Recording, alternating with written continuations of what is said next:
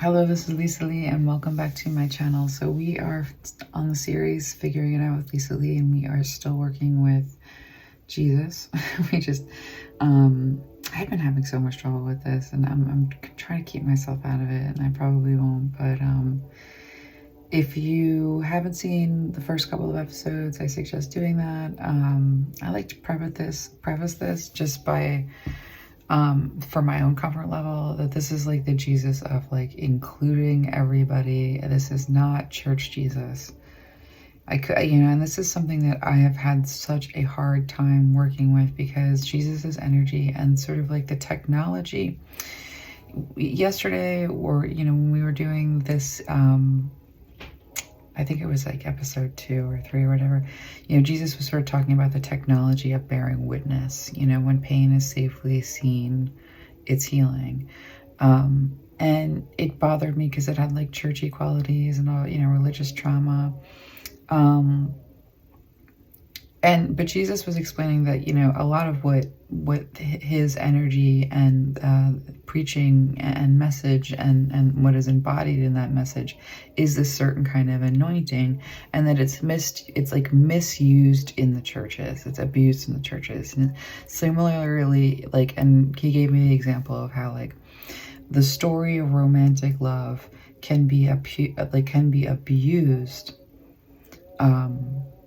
And the energy of that story can be abused and used, for somebody who has an agenda to get somebody else into a relationship that maybe it wouldn't be right for them, or what I mean. There's ways in which we can so much of this lesson that we're learning about what the next couple of parts, this is just Jesus sort of basically showing me forgiveness and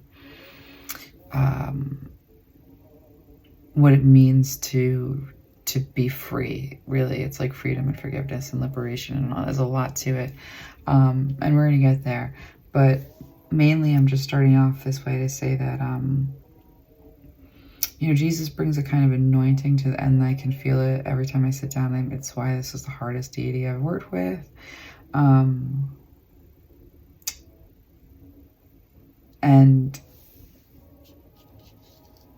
it's so important to me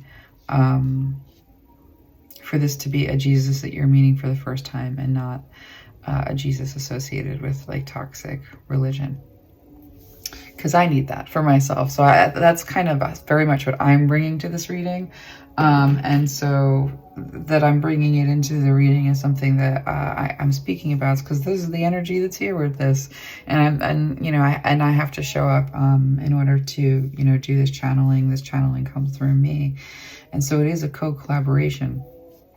And so I'm going to sort of try to move myself out of the way and allow the energy of Jesus to really come through. Again, it comes through a heart space, and it does make me kind of cry. And we're talking about using technology that Jesus says, actually, it's from the Druids. This is the truth. If we go back to where it originates, in terms of where that magic of that anointing, that magic's initial spark, Jesus is saying the message came from somewhere, that Jesus is saying, I got it from somewhere, right? And this is a lot of lore, and what comes through my channeling comes through. I'm not having debates or arguments. This is just when my work with Jesus has led me. Jesus is showing this through me. See how defensive? Channeling Jesus is so hard for me. I get really defensive because I fear Christians, basically. I think they're terrifying. I'm a witch. They burn people like me.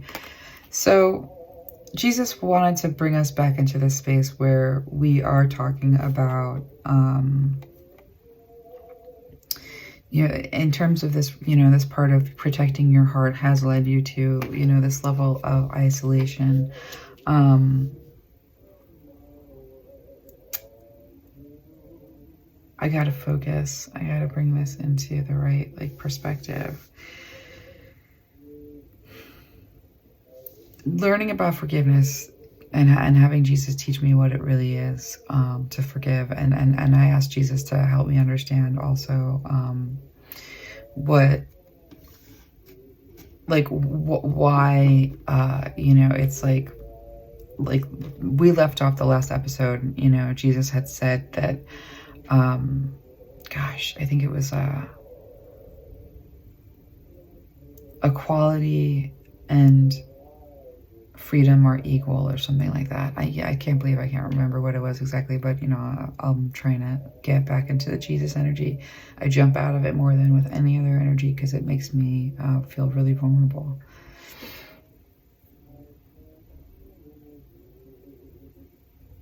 The drama. Jesus is just trying to center me. And Jesus is kind of saying, what are you afraid of? Like, what are you afraid of? Jesus teaches in stories. And when Jesus was speaking about what it meant to bear witness safely, it was something that he's wanting to come back to, because it's not really just like trauma dumping. It's not really just, you know, having a contest, you know, to see who's like there's a way in which Jesus is trying to bring through a cool technology and a cool message about community and authenticity and showing up honestly with like, because we have this horrible fear of needs, because we live at this, you know, in a world of emotional deficit. There's the fear of needs. There's limits related to boundaries. And there's a feeling of helplessness, you know, and when it comes to, you know, having these social needs and also protecting your heart, because there's a lot of confusion about what, like, where people belong, what it means to belong, and where it is safe to be transparent, because it's not, and so we're just going to dive right on in. And where we sort of left off is, you know, this need to, I'm going to actually put a lot of the cards away just because, you know, we are sort of having a fresh start, but basically where we were is Jesus is saying, like, we need each other. It doesn't seem very safe to need each other. Let's talk about what it means to need each other. And so, you know, part of it is like, you know, to build anything of substance, to build anything that is truly great. You know, we do have to, like, this is the Two of Swords, blocking your heart. You know, this is what it means to sort of block your heart, you know, when it comes to progress, and taking your heart into progress. And why with the Three of Pentacles, and things falling away in the way that they are, in the way that we can expect them. You know, Jesus is showing me that, like, we need to learn to be able to trust each other, you know, like, and how to work with each other's weaknesses and strengths. When we pulled the archetype cards, we talked about shape-shifting, and I would watch these episodes in order. You know, there's this way in which every single person has light attributes and shadow attributes of every archetype that we have identified and that we continue to identify. And we can't shut out somebody's shadow attributes. We literally, like, you know, not throwing out the baby with the bathwater. You know, someone's shadow attributes, you know, might show up as a light attribute and a strength attribute in that archetype later for you as it grows, as they grow. And so there's this way in which forgiveness and what it means to feel safe and to trust and to build community and be in community and walk into community with that level of vulnerability that allows for true connection. And we've got to do a lot of work here. We're going to do a lot of talking about this, but we know we can't really, we have to get out of this mindset that says we don't need each other when we actually really do. And some of this pain around, you know, this condition of, like, you know, that the heart being where it is, it's not just, like, you know, about this idea of, like, go to some more meetups, like, try this other, like, thing, you know, it's about the way that we show up and the way that we see people, allowing for connection. You know, it's less about the place, and Jesus is almost saying that, like, he encourages going to the places, but, like, that there's a lot of disappointment about showing up and not finding, like meets depth seeks depth. Not being able to find your community and not being able to find your community with the depth is just as lonely, you know, in some ways, as just staying home. So we're going to talk about what it means to be able to really connect. Depth meets depth, and what it means to connect your depth to the depth of another, and why it's so hard to do so. And so there's a new start, you know, and a risk, like a decision to lean into this strength of knowing that we need each other, and knowing that we need to find places and ways to connect in a healthy manner, and offer this friendship, you know, and offer friendship from a place of maybe not really being sure about who you really are. And needing to, you know, see yourself through the eyes of another, to start to figure out who you are. Like, this is part of why we need each other. You know, Jesus is saying that the reason, it's not just like it's a good idea to go out there and, like, you know, try out the things, you know, make the kind of connections. We talked about in the other episodes the way in which, you know, where people are, you know, in their light and shadow work at any given time. Like, there's a shape-shifting quality to it that requires we bring forgiveness to our interact. Like, we can't be rigid about forcing, like, there's so much here about being rigid and allowing. I have to get the archetype cards out. I'm going to do that right now. They are already consecrated from yesterday, so where the heck are they? I keep seeing these cards in my mind. Just give me 1 second to figure out why they're not, like, directly in front of my sight. I have these, but these aren't the ones I'm seeing. Give me 1 second. I'm gonna be sloppy.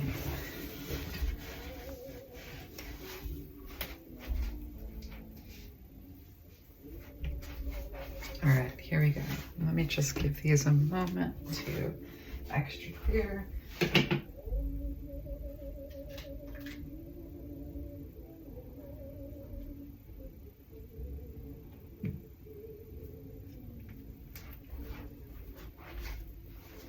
It's so funny the way things happen. Like, everything is definitely for a reason.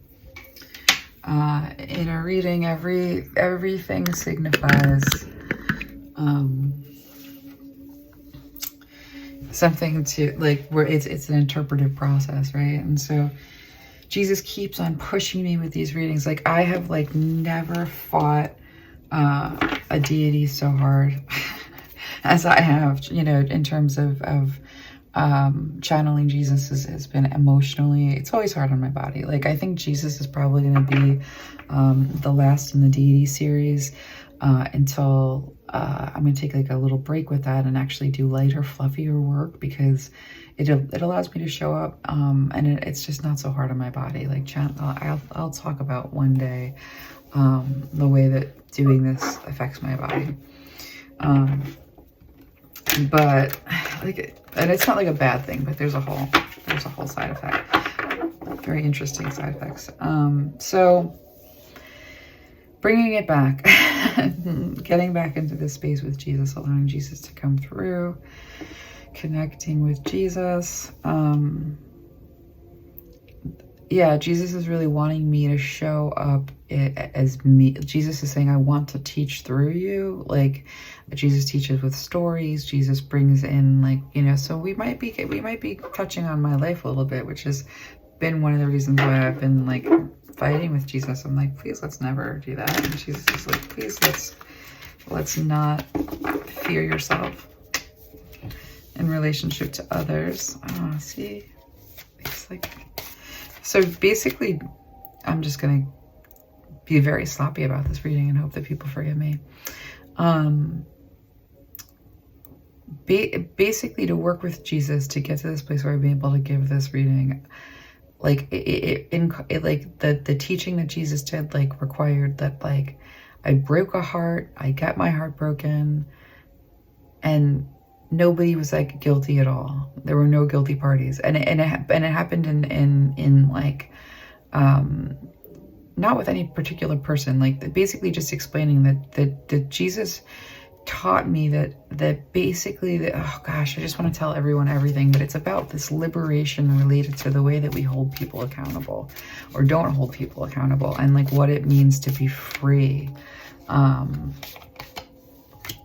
And it's here. It's we're gonna get it. That was a lot of build up. There's the Messiah and the damsel, and on the bottom of the deck we have the scribe.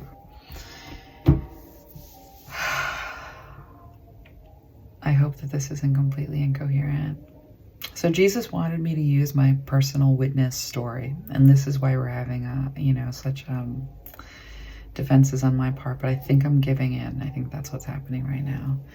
We're at the 15-minute mark, but I'm going to just, you guys are going to see me struggle real hard right now and give in to something that Jesus gave this. I wanted to just, in the last couple of episodes with Jesus, and where I spoke about, this idea of like what it means to bear witness, like why our personal stories, this idea of a Messiah, and that we're each a Messiah, and that we each hold a message, and that message, contributes to the whole. And when everyone's message and their message can come through in any art form, it's a mode of communication, it's a mode of expression, it's the expression of that lived experience. Through the creativity of its capacity to, create its, magic. And so we all have a message, we all carry that message in the way that we perceive the world. So when Jesus is really talking about what it means to bear witness and what it means to have a safe space to bear witness, it's less about a physical location. It's less about like a meeting space, and it does have something to do with community. But Jesus is showing me that the technology, in the church with the agenda, it ruins something cool that otherwise has like a utility to it. And that the reason why, such an important component of healing is the process of being witnessed safely. The presence of another, not even just the presence of another. When something painful happens, when you apply your own presence to your pain, like when you pay attention to your own pain, that begins a healing process. Like the pain needs attention, basically, and it doesn't need to be like. It's a being attention, not a doing attention. And that we confuse the threat of each other's needs when we think to see a need requires a doing component, when sometimes it just requires a being component. That's sort of like holding space for other people to be where they are. And a lot of what isolates us is a part of the ego. And this is the hardest lesson that I learned like ever. And this has been the lesson from this 2 weeks or whatever it has been of me working with Jesus. So hard. This is like, I'm playful, Jesus is a cool presence, like, and allows for this. Let me just get some water. But the hardest of lessons, one of the hardest lessons I learned was that my ego sucks. I like to think of myself as being like, I don't know. I because I refrain from like judging people, and I refrain from this and that. I like to think of myself as being like a good person, and so spiritual and connection with the divine. But Jesus basically taught me a whole bunch of ways in which, I too, like we all fall short of the glory of God. Like no one's perfect. And I got a real close look at, some of my main imperfections. And when it comes to, being able to connect with others and to express, like really truly express from that place of authenticity and selfness, that Messiah, that perspective which produces the message, your message. There's something so important about like the alchemy of everyone's voice having a place, and we're not limiting that to words. Each presence having its purpose is basically, everyone reaches their creative capacity, their potential in that. But so Jesus has been like, you show up with yourself and with your witness, you witness the world, and you witness your world and your circumstances, and you make this meaning with it. And it's a healing substance. that, you know, and Jesus is saying, you know, you can channel all the gods, you can channel the gods, and you can channel me. But if it's not coming through a place where we all have connective tissue, then you are an empty sound box with all of the other sound boxes, you know, that there's an emptiness, you know, and Jesus isn't condemning other gods. Let's get clear on that. But there is something to be said. And I guess I'm just gonna, this is this competition. Yeah, this is talking about the new world we're entering in, spirituality overall, and like this idea of competition needing to like basically infect everything because it's a hierarchical, patriarchal problem that we're dealing with. But Jesus is sort of showing me that like, I've been really blessed to have whatever the heck this ability that I have is, where I am and able to connect with deities and channel, like, you know, I saw somebody say like, you know, isn't it like terrifying to speak for the gods, you know, and I mean, not really. Because I know damn well it's not me. It's not, like I know my normal conversational, like regular brain like thing. I know myself, like, you know, and people who know me closely also know that there's this distinction between what's happening when I'm channeling and like the regular goofy, like the me that's not doing the higher self thing. But every deity feels like the people that invested in it. And this is like very specifically like Athena. Okay. We almost do create the gods, you know, that there's something to that. What the divine intelligence that is behind our creation. You know, so Jesus is showing me, and I'm going to bring it in, and this is kind of complicated, but when we think about our collective unconscious and the divine intelligence behind it, that is the divine intelligence of our creator. It's like a very important thing to understand, and that we connect everyone connects to this divine intelligence, their creator, their God, what God actually is, what created them.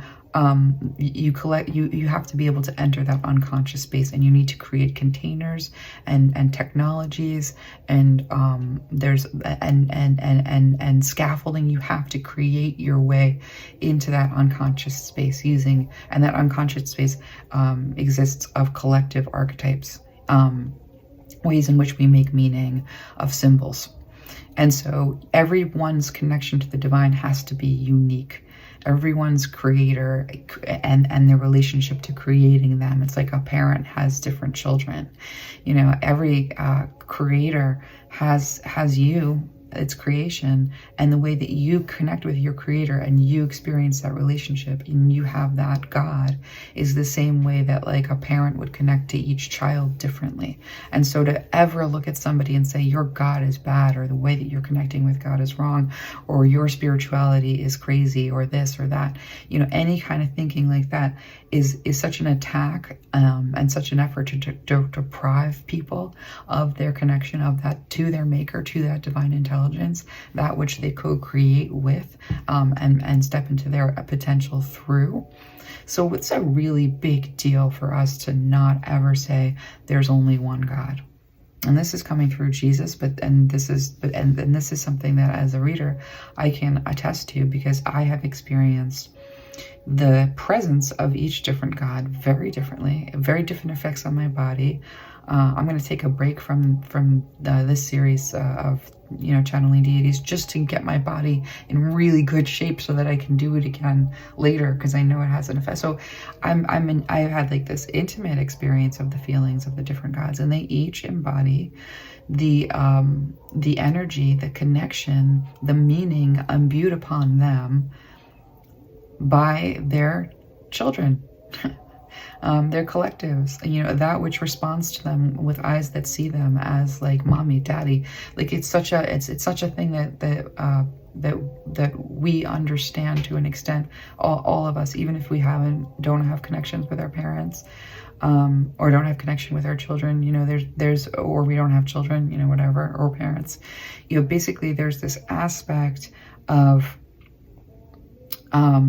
being seen that defines that which is seen, which is why we're so afraid of each other's judgments on us, which is like, you know, the reason why we stay in this position of like this safe heart and all by ourselves, you know, trying so hard not to get hurt, is because the judgments of others on us are powerful enough to impact our self-concept. You know, and so, you know, there's this faculty of sensitivity that we ought to have, which is very much a part of that compassion that Jesus brings in this message of what salvation is. Now, has the message of salvation been corrupted by agents of demonic obedience? Yeah, absolutely. And that's what modern day Christianity really looks like right now. It's been co-opted. But, you know, when we look at what it means for you to be able to connect to the divine so that you can get some of that connection and that nurturance, it means not being afraid of your magic or the magic of anyone else. And the only way to do that is to take the judgment that you're putting on yourself by what others might think of, or you know, is it crazy? You know what I mean? There's a lot there to look at. And I'm going to take a, let's see what time it is. It is, I can feel me like weakening with the channel. Like we're going to take a little break for me. But you know, this is a series where we're like, let's just like find a good point. I want to like not just jump off like I did the last 3 sessions. I want to just find a point where we can like end this one on the note that says, you know, we're moving towards this lesson about freedom and equality. And we're looking at the role that judgment plays in keeping ourselves from each other, and the divine and God and Goddess, and what it means to bring God into the earth, or you know, this whole thing. So let's keep working with Jesus. I'm going to come back in a little bit, and we're going to pick it up from there. I'll see you again soon.